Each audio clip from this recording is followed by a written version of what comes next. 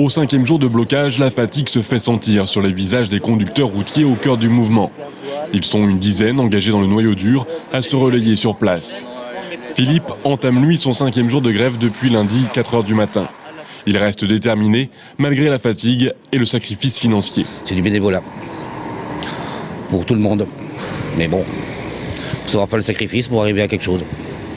Parmi les conducteurs bloqueurs, on compte également des non-grévistes comme Richard qui depuis mercredi rejoint régulièrement le mouvement. Je fais ça sur mes temps de repos, donc je travaille en plus à côté.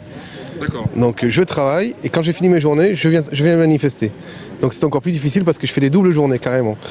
Et chaque jour, plusieurs dizaines de grévistes de tous secteurs, enseignants, cheminots, étudiants, viennent renforcer le cortège. Régulièrement, des personnes non grévistes viennent également à leur rencontre et participent d'une autre manière. Il y a des dons financiers et à chaque fois il y a le don en alimentaire aussi, le café, le sucre, on a besoin régulièrement de ces choses-là puis de ce soutien. Il y en a qui viennent une demi-heure, 1 heure simplement, d'autres passent une partie de la nuit avec nous et c'est ça qui nous fait du bien, énormément de bien parce que quand on est soutenu comme ça, on sait qu'on peut aller encore plus loin, beaucoup plus loin. Si la motivation de faire durer est dans tous les esprits, tous ont connaissance des opérations de déblocage qui se multiplient. Dans la matinée, une injonction de la préfecture demandait de laisser sortir 8 véhicules au minimum. Si les syndicats ont accepté que des camions de fioul puissent ravitailler hôpitaux, écoles et maisons de retraite, il en est tout autre pour le gasoil. Il est hors de question de laisser sortir un seul litre de gasoil de ce dépôt pétrolier de Saint-Pierre-des-Corps.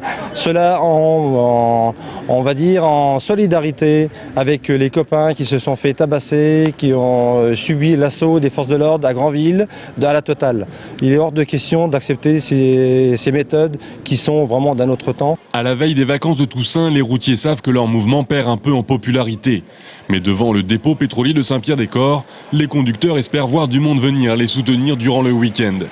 Et si les forces de l'ordre venaient les déloger, le mot d'ordre est entendu de tous, ils n'iront pas à la confrontation.